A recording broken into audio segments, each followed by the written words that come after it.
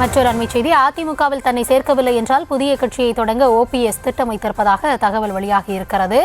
எம்ஜிஆர் அண்ணா திராவிட முன்னேற்றக் கழகம் என்ற பெயரில் தேர்தல் ஆணையத்தில் பெயரும் பதிவு செய்யப்பட்டிருப்பதாக தகவல்கள் வெளியாகி கொண்டிருக்கின்றன.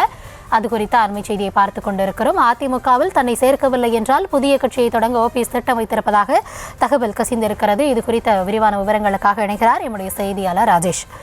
ராஜேஷ், வணக்கம். ஒருபுறம் அதிமுக பாஜக கூட்டணி தொடருமா, அவர்கள் அது தொடர்பான அறிவிப்பு வெளியாகுமா அப்படின்ற ஒரு கேள்வி ஒரு பக்கம் நீடிக்கக்கூடிய நிலையில அந்த கூட்டணியில என்டிஏ கூட்டணின்றப்போ ஏற்கனவே ஓபிஎஸ், டிடிவி உள்ளிட்டோர் அதுல இருக்காங்க. இருந்தாலும் தற்பொழுது ஓபிஎஸ் அவர்கள் தரப்புல இருந்து புதிய கட்சி அப்படின்றது இது ஒரு புதுவிதமான தகவலாக மாறி இருக்கிறது. என்ன நடக்கிறது? அவர் தரப்புல ஏதாவது சொல்லப்பட்டு இருக்கிறதா? என்ன கள நிலவரம்?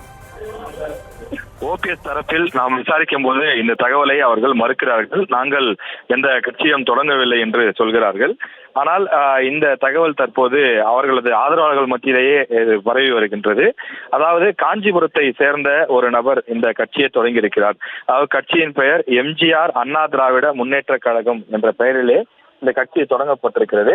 இந்த கட்சி தற்போது இந்திய தேர்தல் ஆணையத்திலும் பதிவு செய்யப்பட்டு தற்போது அதற்கான அக்னாலஜ்மெண்ட் லெட்டர் அதுவும் வெளியிடப்பட்டிருக்கின்றது.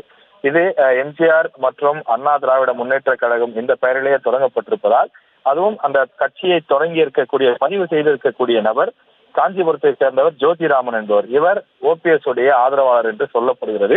எனவே ஓபிஎஸ்க்காக இந்த கட்சியை அவர் தொடங்கினாரா என்ற ஒரு சந்தேகத்தை அவரது ஆதரவாளர்கள் நம்மிடம் தெரிவிக்கிறார்கள். காரணம், தற்போது அதிமுக பாஜக கூட்டணி ஏறக்குறைய உறுதியாகிவிட்ட நிலையில் இன்னும் அதிகாரப்பூர்வ அறிவிப்பு விரைவில் வெளியாகும் என எதிர்பார்க்கப்படுகிறது.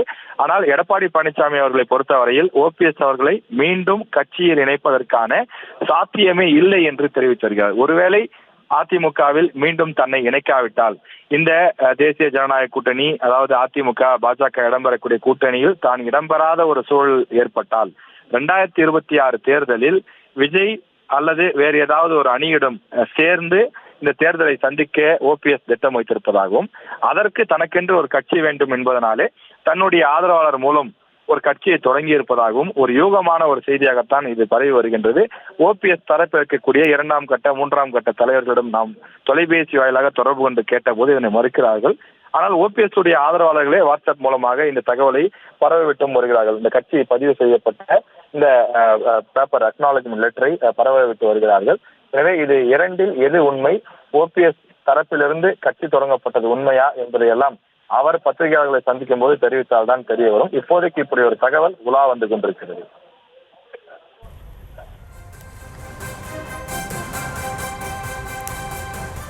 விவரங்களுக்கு நன்றி ராஜேஷ்.